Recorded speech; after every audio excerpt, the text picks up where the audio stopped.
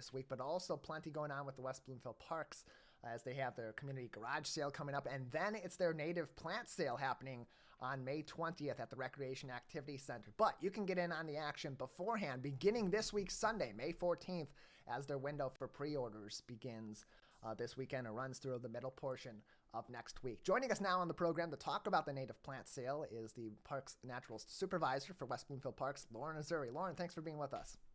Hi, Taylor. Great to see you. Thanks for having me.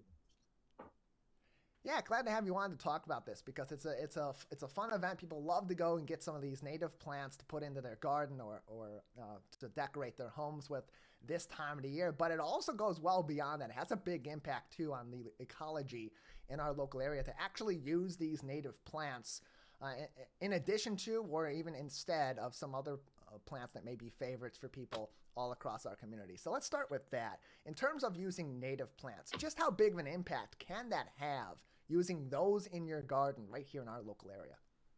Yeah, the native plants are much more of an ecological value. So they support our wildlife, they provide shelter and food and nectar sources for our pollinators. So I know pollinators is a big buzzword now. Hopefully everybody knows what that means. And if you don't, they're really important to our world. One of every 3 bites of your food is made by a pollinator. So a bee or a butterfly, a hummingbird, those kinds of species. And native plants support those species.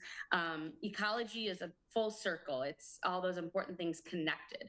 And when you purchase plants from a regular, box store, like a greenhouse kind of store, those are not native. They weren't evolved along with the animals that live here in Michigan. And when I mean evolved, I mean hundreds of years. It takes a lot of time for animals to evolve with the plant to work together. And so native plants make that connection. It helps our wildlife. It provides habitat for them and provides nectar for them. And so native is really the best way to go because of what it does for our environment, but also attracts great things to your yard. So if you want to see pretty butterflies, native's the way to go as well. And especially with the interest that's grown in gardening over the last several years, whether people are going to community gardens like West Bloomfield Parks participates in, as well as just their gardens at home, those native plants can also have a big impact on helping you grow some of those other plants too.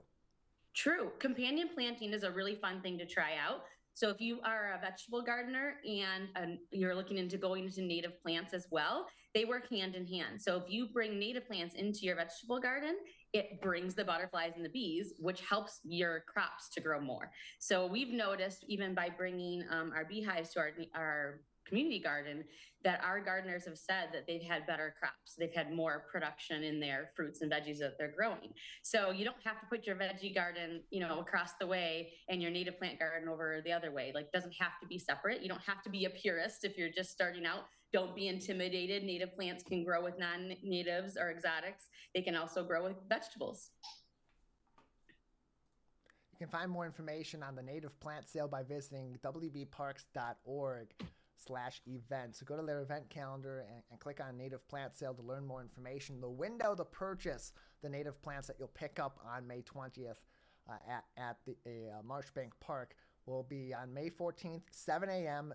to 5 p.m. May 14th through the 18th. So that's Sunday through Thursday. You'll be able to purchase those plants online through Plants for Ecology, and a portion of those proceeds go toward the Nature Room and supporting services and educational services in the Nature Room at West Bloomfield Parks. As you can see the website if you're watching us today on the web. And if not, you can go to civiccentertv.com and find us on demand there as well. The event, May 20th, 9 to noon, pickup at Marshbank Park, but 7 a.m. to 5 p.m. You can order those plants online from May 14th to May 18th. It's Sunday through Thursday. So going back to the native plants, Lauren, what are some examples of native plants for those that maybe are looking to purchase some this weekend and may want to go through the catalog of some of what's available, but also those that maybe are considering starting a garden and starting that with those native plants?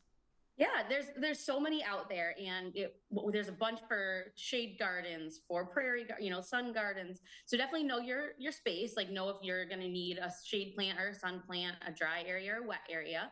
And on the plantsforecology.com website, there are species profiles, like a page for each plant that we have available. And you can do a little bit of research ahead of time before you go on to buy if you're looking to find out what's best for your spot that you're hoping to plant for. But one thing I want to hopefully expand people's idea of native plants is there are a ton that have beautiful flowers that provide great nectar, like bee balm and black-eyed Susan. But also think about those trees and shrubs. So an oak tree, a native oak tree, can support more life forms than any other tree in the whole country. So planting an oak has a huge ecological impact. So not just flowers, we have trees and shrubs as well. A serviceberry is a great shrub to put into. So think about just beyond flowers and think about some of those trees and shrubs and grasses that are native that also support our wildlife too.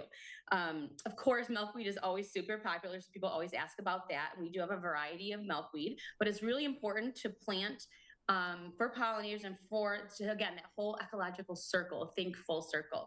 Milkweed's a great plant for monarchs, but they also need other nectar sources throughout the whole season. So think about some flowers that you can plant in the spring blooming, but then think about the flowers that bloom later in the fall. So those asters and goldenrods that will produce a bloom and provide nectar in the fall when all the other flowers are starting to die off.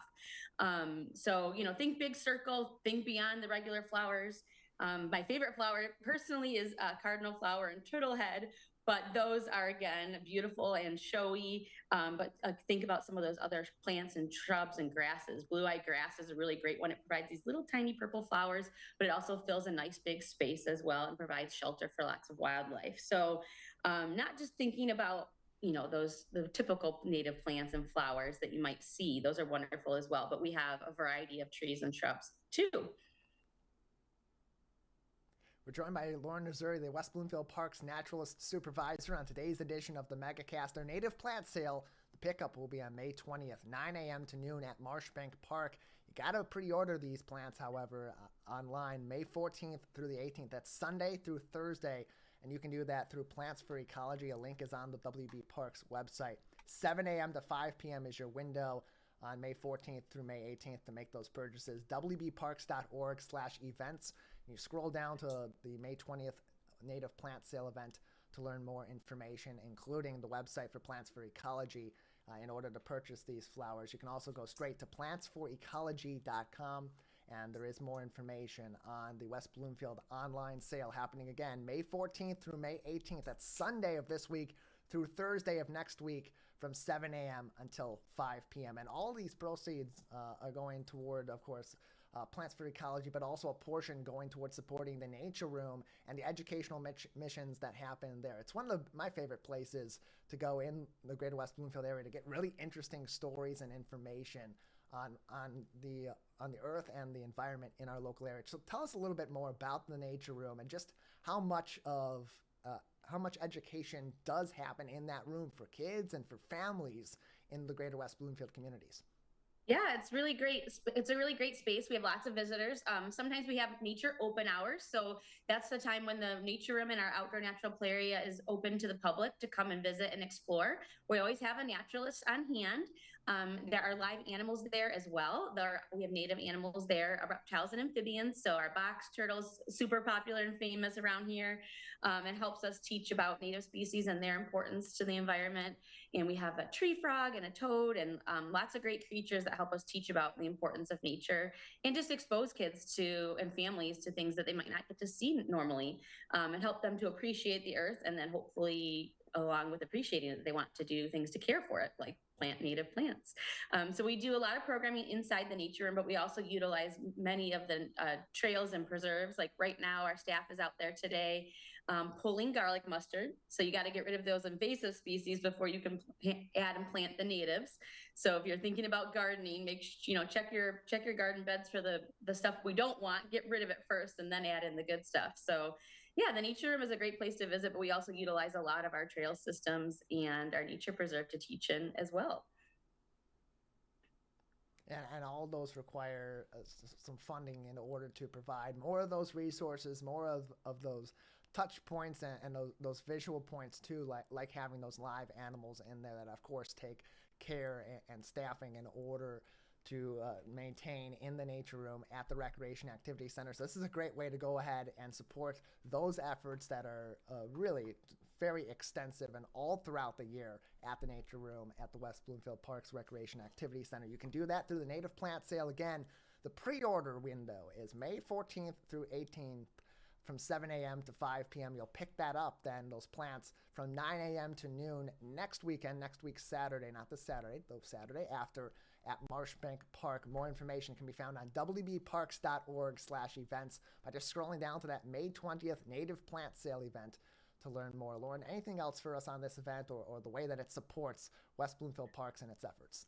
Well, it's a win-win because, like you said, we do get some of the proceeds from the sales, but we're also really hoping that really it's it spreads the word on why it's important to use true native species from a native grower. We've worked with Plants for Ecology for many years now, and they do a really, really great job providing some really unique species that you can't find in your typical places. And so we're really appreciative of that. And I would also say, if you're an early riser, definitely hop on right away that first day, because some species do sell out fast. So at that 7 a.m. mark, we do have people that just hop right on at 7 a.m. and they know exactly what they want to get and they're able to grab it. So if there's a certain species that you're really hoping for, definitely online order early on that May 14th day. And then if you need help, if you're, some of my suggestions don't work in your garden, some of my favorite species I mentioned today, if you go to plantsforecology.com, you can contact Brendan, who's our native grower there, and he's great at making suggestions for what you need. So if you're looking for specific suggestions for your area, you're welcome to reach out. But also part of the fun of gardening is kind of messing up and fixing it and doing it again and learning from it. And so we really encourage you to try things you might not normally try, buy in 3s or 4s so that you can have a group of them together and they can spread and fill your space eventually. And if you're looking for low maintenance gardening, if you're new to gardening and you think that native plants are intimidating, I promise you they're not. It's actually a benefit. So native plants, because they're from our area and they're used to our environment, they require no fertilizer, no pesticides. They're used to our space here. So after the first few years, after they get established, they don't require a lot of watering.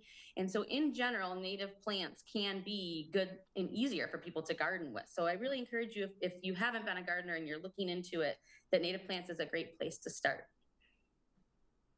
Lauren, thank you so much for joining us and telling us about this. Yeah, thanks for having me. And hopefully everyone has a great time gardening. It is the season.